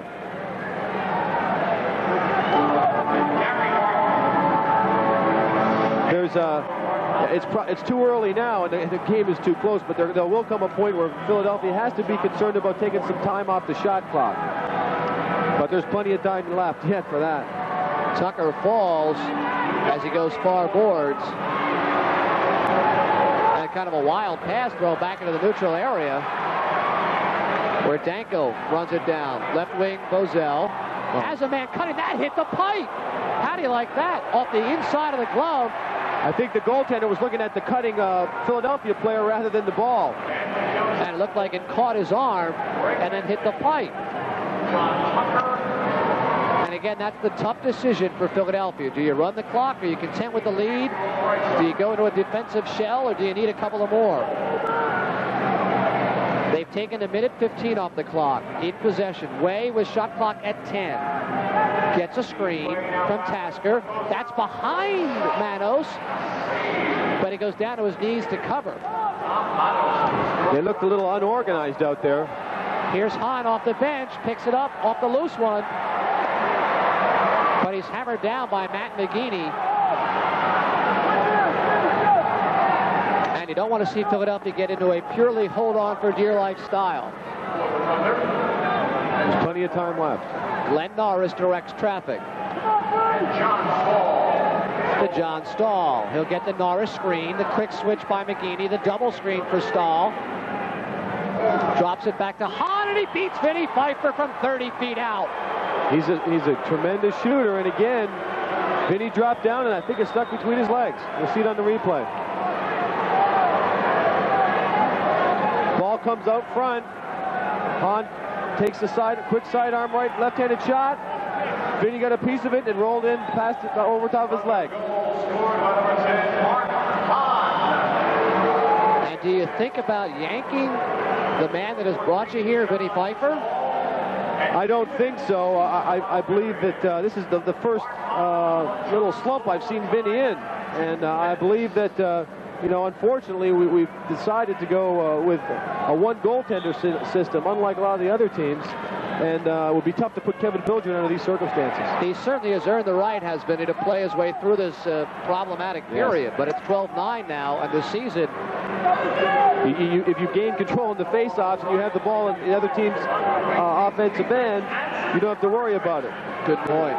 Loose balls are going to Baltimore at this point. They're controlling the loose balls. And Baltimore staying with the O'Brien, Hahn, Norris line with Pierce.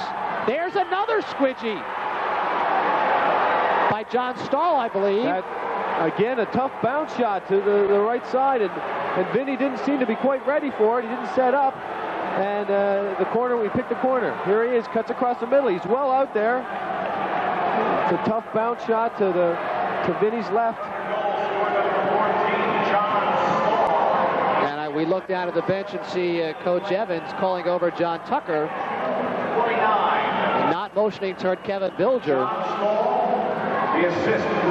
Bilger still without the mask on. Now Kevin has put his mask on. Coach Evans may be preparing a. Yep, Kevin is going up the ramp, which is where they'll warm up the goalies. Back in one of the there's the bench. Back in one of the little areas they have down beneath the stands where he can warm up. I see Vinny shaking his head. He's certainly not happy with those last 3 goals.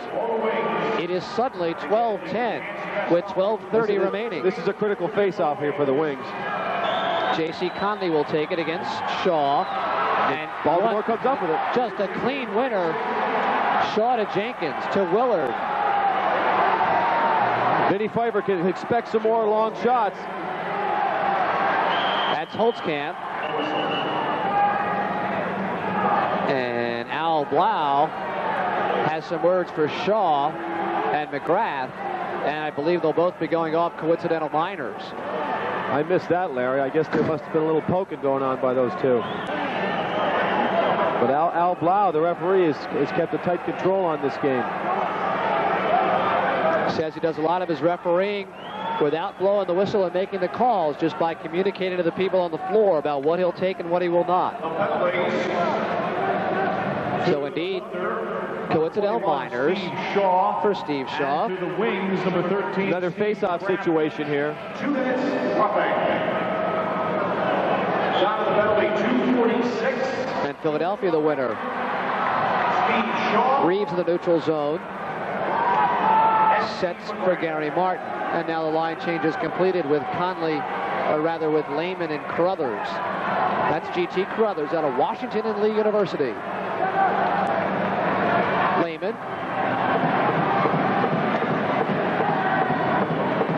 G.T. Corrigan, not G.T. Carruthers, my error. Steve Way winds, hops, fires, and scores. That rolls between the pads. I don't think I've ever seen a situation like this in lacrosse. The last, I would say, 6 or 7 goals have all been from well out, and they've all been stoppable. Here it is. It's just a bounce shot from well out by Steve Way. Trickles right between the goaltender's legs. Not a great shot, but it worked. And not much of a screen either. No, not much of a screen. It was right in the middle of the net. And Steve Way has his second of the season, his second of the night, and a little bit of breathing room for the Wings. 13-10 at the 11:42 mark. You did not expect Baltimore to roll over and die, certainly, when they were down by 6 or 7. The momentum has shifted again in Baltimore's favor. Bay off the clean win on the draw to Kelly. And Tony Resch had a chance at possession. But back out front to Jeff Peak. Again, you'll watch both teams go with more of their specialty players on offense and defense. We'll see a lot of John Fay. We'll see a lot of Shaw. and Mark Hahn. Jamie Smith's out there. He's a good offensive player. Shot clock's at 10. And Smith way out of the red line. They've got to load up and fire. Vinny handles that one off the left elbow. Vinny needed that save. And yet the rebound is belonging to Baltimore yet again. At the 10:45 mark. Look how wide open the slot area is in this offensive set. Pfeiffer to his knees, handles that one off the chest. And in rhythm comes Lehman. Already has 3. Joined by Tucker left wing. Drilled by Fay. Finally contained, and there's a cherry picker. Oh no, Mark Hahn missed the pass. And Mark Hahn's got to be talking to himself. Dave Evans should be talking to himself too. He should have people back on defense. Philadelphia was asleep there. That was very fortunate that Mark Hahn missed that. He was thinking about taking the shot before he got the ball. I remember you cherry picking a little bit in your day. Manley had a good chance in front. And a whistle from the rear. See, the plays got a little sloppy here, Larry. I don't know if you noticed. Both teams are not setting up the disciplined offense. And do we have Danko heading for the penalty box? Yes, indeed we do. Paul Danko gets a slashing minor with 9:46 remaining. And that opens the gates again for the Thunder. And this will be the very first man advantage opportunity for Coach John Stewart. We expect to see Fay and Hahn, Jenkins, Willard, and Norris. Philadelphia plays that box defensive style, and then they drop off into the diamond as it moves around the corner. Norris goes long side. Pfeiffer rebound. Good check from behind by DeSico to prevent Fay from knocking home the rebound. Wide open at the crease. Fay can't handle the crossing pass. Norris. Excellent play by Steve McGrath on defense there. He got a piece of that ball. Just to lift it up. And there's the way they set it up on the wide perimeter. Nobody in the slot, no one in the crease area for the Thunder. They've got that man-up situation. They're trying to use the outside and get a 2-on-1 isolation situation. Norris's side armor is low and wide. Still, every shot's dangerous.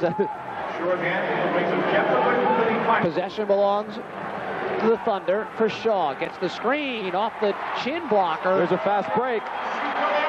And just too high for Stevie McGrath to contain. That's interference. Yeah, that's a nail from the rear. And McGrath has some words for Peter Jenkins. Meantime, that shouldn't be allowed. Norris scores long side. How do you like that? Vinny leans left. The shot goes right. Power play goal. Thunder down by just 2. Here you see it on the replay. They've only got 3 men back on defense. They work it around the triangle. It's a good high hard shot to over Vinny's right-hand shoulder. Steve McGrath was caught down the floor. Good high shot over Vinny's shoulder. It's funny because they were beating Vinny low with a bounce shot. Now they go upstairs. And this game was 5-4 at halftime. A very high-scoring period and a half in the second half. It's 13-11. Baltimore needs 1 to get back to that proximity. John Tucker on the face-off now. Tuck really gets down on his knees to break it free. Clear possession, Thunder. Again, Baltimore 1 for 1 on the man advantage, scores on the only penalty called against Philadelphia that leads to the power play opportunity. John Stahl has O'Brien at the point to Mark Hahn. Plenty of time remaining in this one as we reach the 8-minute mark. There's some activity in front of the net with Bozell and who's number 7 on Baltimore? Byron Bird. Byron Bird. I don't believe that if we can see it on the replay. I didn't see Jeff. I didn't see Jeff retaliate, but I guess maybe we missed it. Well, it was well off the ball, and our crew tells us that we did not have a focus down low. You know, Jeff is a more defensive-oriented player, and and Bird is a basic utility player, so again, the loss for Philadelphia. And we indeed will take a timeout. Catch our breaths. It's 13-11 Philadelphia with 7:56 remaining. Stay with us, everybody. Spectrum in the battle for third place in the Major Indoor Lacrosse League. It is indeed a battle as we come down the stretch in this one, looking at Tom Manos. There's the playoff schedule for the second year of the Major Indoor Lacrosse League. Certainly Philadelphia hoping to make that opening round game on March the 6th at a site to be determined. And the championship game, if it's at New Jersey, will be on the 19th. If it's at Washington, it will be on the 20th. There's still a slim chance it could be in Philadelphia. No, not the final, not the championship game. The first round game could be in Philadelphia, but the championship cannot. Philadelphia has to figure out a way to hold on to this one. Again, it's Tucker taking the draw, and finally a clean win to McGeeney. And Evans, a quick line change, has his face-off unit. Once he gets possession, goes to an offensive group with Greaves, Manley, Way, McGrath, and Corrigan. Greaves has been quiet in the second half. Gary Martin's shot never reaches the net. Run down by Corrigan. Good ground ball by G.T. Corrigan there. Explain the technique for that. Well, he got down low and scooped through the ball and picked it up and got out of there quick, and he didn't give the Baltimore defender a chance to get in on the play. All in one motion. Yeah. Score! That is a huge goal for Philadelphia for Dickie Greaves. I said he was quiet in the second half. He heard me. I think you must have woke him up, Larry. He has that mini transmitter in the helmet.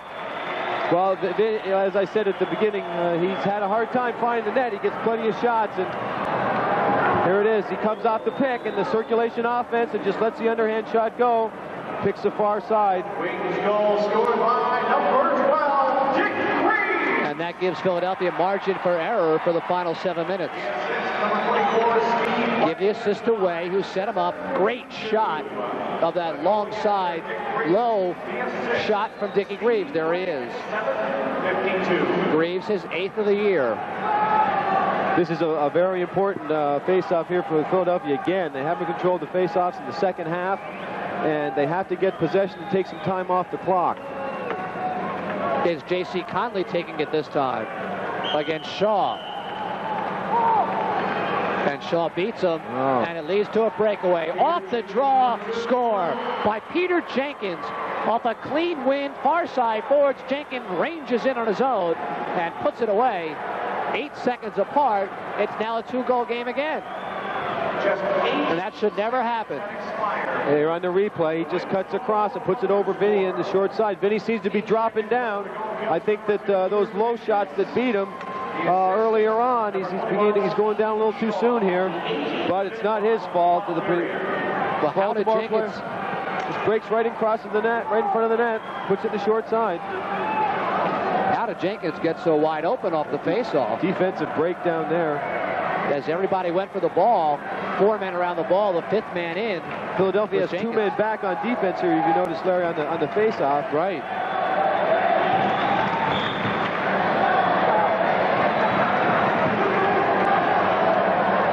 Again, Baltimore comes up with the ball. Willard, the bouncer handled by Holtzkamp, back to Muir. John Day. 6:44 remaining for Holtzkamp. Pfeiffer takes a swipe from the rear.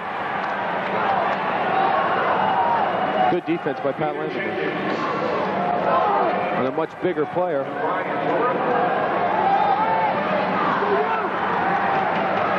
Shot clock at 15 now, and Baltimore will have one quick thrust.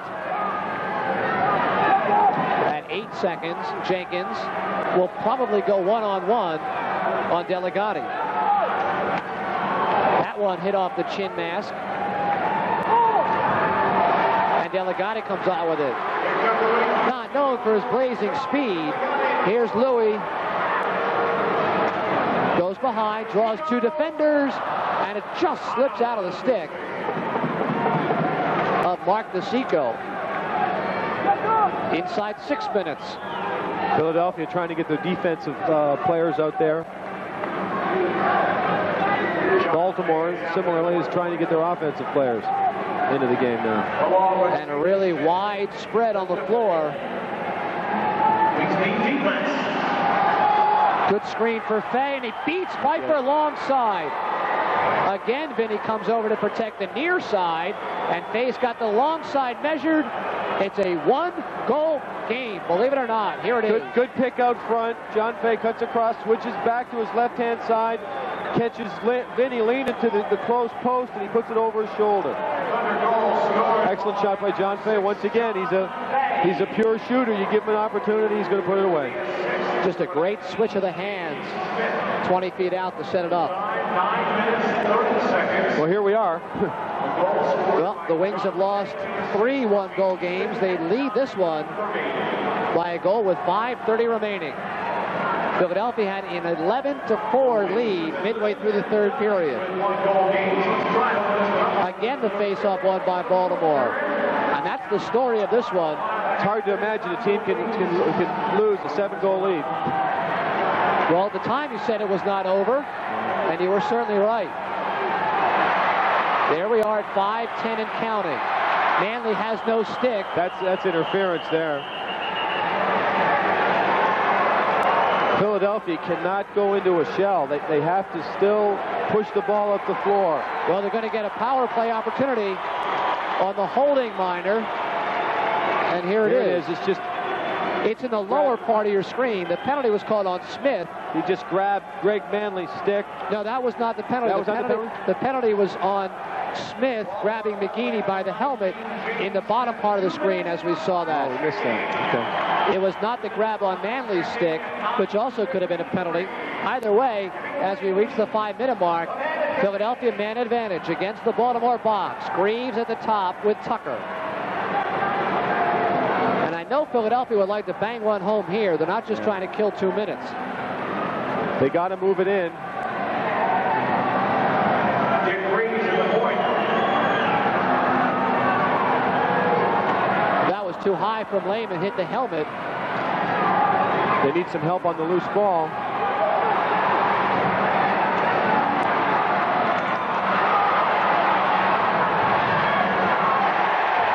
Good check by Tucker. In front is Greaves, waits, switches hands, still waits, and catches a pipe. Rebound handled by Manos. And a great outlet from Manos in the open floor to Pierce. Pierce, triple teamed, loses control, and Pfeiffer has it at the 4-minute mark. Can't buy a goal. That's been the Wings' problem all year long. You know, it comes down to the last 5 minutes. They just can't seem to find a way to put it in. And Greaves had a week and a half to load it up, but Manos stood his ground and beat him clean. 3:45 and counting. Most of the goals that have been scored in this barrage in the second half have been from farther out or from defensive lapses.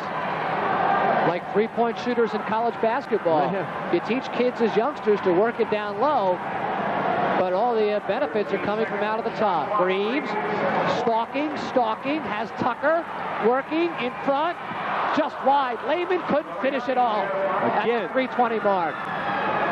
Baltimore, I don't know why they're trying to kill time. Even though they're a man down, they should be pushing it down the floor. Greaves holds his stick low off the left elbow. Penalty is over. Team's back at Lou full Delgatti strength. wisely held onto the ball there. 3 minutes and counting. Where is it? Oh, it's between the They thighs. can't, again, Dick Greaves. One-on-one with the goalie in front. Philadelphia substitutes with its defensive unit. The Thunder, a chance to tie at 2:50.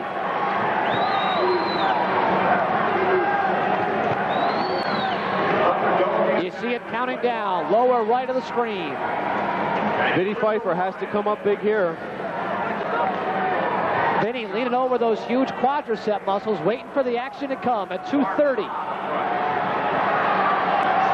Shot clock to 15. Stahl has to give it up. Shot clock at 8. Good defense here. Vinny has no problem with O'Brien's wide, long shot.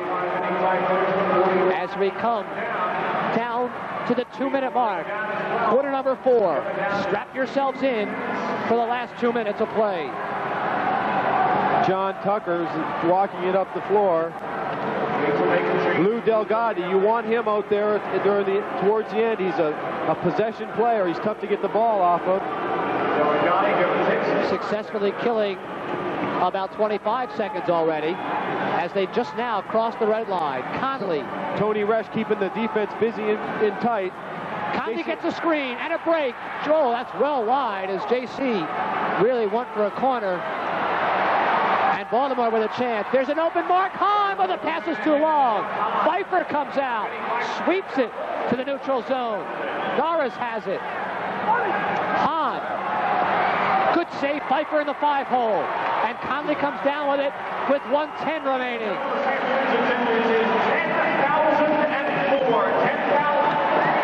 And our official attendance today, 10,004 for the final regular season home game. Shot clock at 29, game clock at 57. John Tucker just content to hold the ball. Lou Delgado, that's the guy you want to have the ball. He's tough to strip. Shot clock's at 15. Philadelphia will have to get it off. They need to get a shot. It's Delegati. It's all yours, Lou. Do what you will. Bounce shot. Rebound by Danko. Just wide. And it's swept up the boards. Control Philadelphia. 25 seconds and counting. Philadelphia can kill it. Dickie Greaves can't come up with it. Mark Hahn now with 19. Timeout. Baltimore. Yes, so there was an open floor. What do you think about the strategy of a quick team? Yeah, I think that they had to call a timeout there. In fact, they were about ready to backpedal and take the ball back and set up. I think that oftentimes the player is not that aware as to how much time is left, and they'll be able to get a good setup offense and possibly get a good shot, one last shot. All right, now you are not Philadelphia's GM. You're the coach of Baltimore. What are you trying to set up? That's hard for me to think that way, but I think that what I would do is I'd set up what's been effective for him, that stack pick across the top, and look for one of my big shooters like a John Fay to cut across the stack and get one last good shot. I'd be telling John Fay it's been working down low on Vinny Pfeiffer to keep your shot low. If I'm Dave Evans, I'm just telling these guys to fight off those picks and play some real strong defense. Vinny did come up big with a chance to tie it right here from Mark Hahn. Every one of these players on the Philadelphia team's been in this situation before, and they know what it's all about. I know what's going through Vinny Pfeiffer's head right now. He's saying, I haven't had a very good half. If I'm going to ever pull a big save out, now's the time. It is the Fay, Norris, Willard, Jenkins, Smith, and Shaw unit. And Mark Hahn's not on the floor. That's surprising. That is surprising. McGeady, McGrath, Tucker, Bozell, and DeSico. They've got a screener down low. And the clock begins at 13. Fay gets the Norris screen. Goes across. Shot is wide. Jenkins in front. Rebound. Pfeiffer knocks it away. And there it is. It's over. It is over. Philadelphia has held on for a 14-13 victory here at the Spectrum.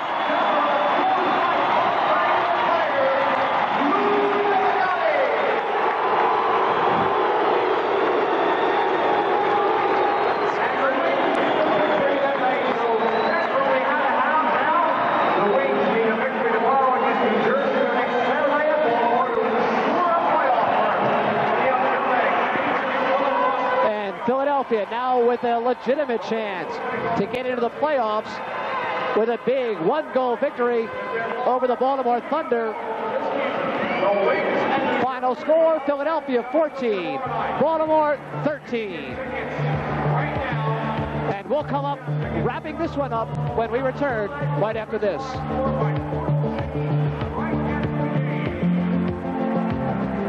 one they had to have to stay alive in the race for a playoff berth in the Major Indoor Lacrosse League. An exciting one, 14-13 over the Baltimore Thunder. Larry Rosen back with Mike French, the general manager. A lot of fun this afternoon, huh? Yeah, it was kind of fun. I enjoyed it, Larry. It was an interesting game. I was pretty happy there for a while when Philadelphia was up by 7 goals, but we found a way to make a game of it towards the end there. Indeed they did. It began as a barrage in the third period by Philadelphia. 5-4 halftime lead expands immediately to 11-4 as Mr. Lehman gets goal number 17 of the season to tie a league record. Of course, it looked like the game might have been over at this point, but certainly not. Here's the goal. Yeah, Pat was just Johnny on the spot on the doorstep there, and Lou Delgado made a nice cross-crease feed, and Pat put it away. And that tied him for the league lead with 17 on the season as we look at all those unanswered Philadelphia goals by Lehman, Tasker, Conley, Greaves, and again 2 by Lehman to complete the third period hat trick.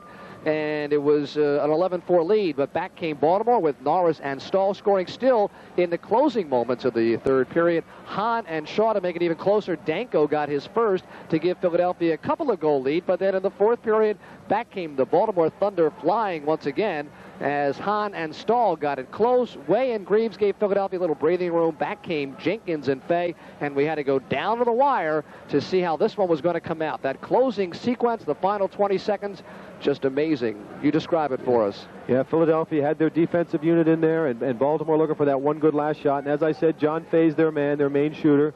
Good defense. They couldn't get the shot off. They finally get one last shot. It comes off the boards, and Vinny's back there, and strong Philadelphia defense came through at the end, and it was close. And there's the celebration.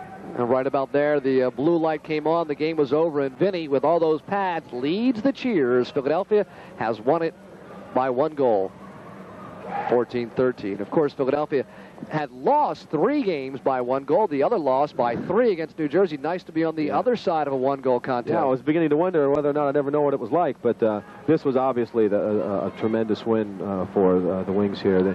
We needed this very much so, and we have to win one of our next 2 to assure us of a final playoff spot. I think that it'll do the team and the players a lot of good to know what it's like to finally come out on top in one of these really close games. And there was a lot of character showed out there by a lot of our players, and they've gone through some tough moments, continually losing, going into overtime and losing. And I think that more than anything, this will be help us with in terms of confidence and going into the hopefully the playoffs. And, of course, it's New Jersey tomorrow for a chance to assure themselves of the playoff berth, but then it should all likely come down to the Baltimore Thunder, that final game of the season. Yep, well, I believe that our team is going to stay over in Philadelphia tonight, and we're going to all go up to New Jersey tomorrow. Hopefully we don't have anybody with too many bumps and bruises, and maybe we can close it up tomorrow night in New Jersey. Mike French, certainly a pleasure. I'm Larry Rosen for our entire broadcast crew. Thanks for being with us on Wings Lacrosse. We'll see you real soon, everybody.